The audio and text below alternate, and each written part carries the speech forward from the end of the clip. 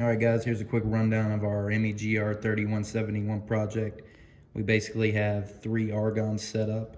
One is sensors on the lake. We also have this one right here that is the LCD screen. And then we also have the sprinkler system. And basically what the sensors do is they send this over to the cloud, the data for the lake temperature and water level, and then that basically is read out by this LED screen. And then we also have this little switch on here that is basically a manual inactive or active for the sprinkler system. This is the second argon in our sprinkler system control box. The blue box at the bottom is our relay. The argon can open or close the relay circuit, which will send a signal to the sensor part of the sprinkler system, and that'll either cancel or resume the sprinklers, and that happens through the blue or purple wires there on the side. All right, real quick, this is the particle argon, which has the sensors attached to it. There's three. The top one is the Hall effect sensor. This senses whether the boat lift is in the raised or lower position. The second one is a waterproof temperature sensor, which senses the temperature of the water a few inches below the top surface. And then the bottom one is a rotary encoder. And what the rotary encoder does is it rotates as the lake level goes up or down based on the lake level.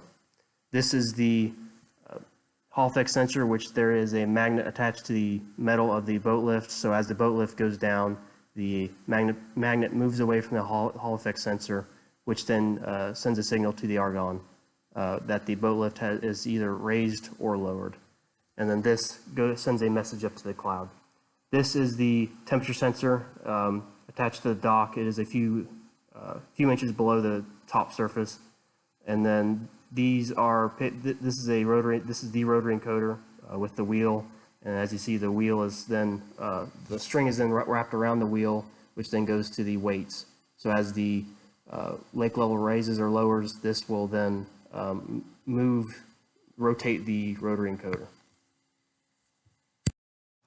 This is the graphing we have set up for our project. We are currently using ThingSpeak. We have three fields. Field 1 is our boat lift position. Field 2 is the lake temperature. It's been recording over the past couple of days. And field 3 is the lake level as well. Lake temperature is in degrees Fahrenheit and lake level is in feet, in referencing the Duke Energy standard of 97 feet. All right, guys, and just to wrap this up real quick, this is once again the LCD screen we discussed a little bit earlier. All it's doing is taking the data from the sensors on the cloud and it is outputting those on the LCD screen.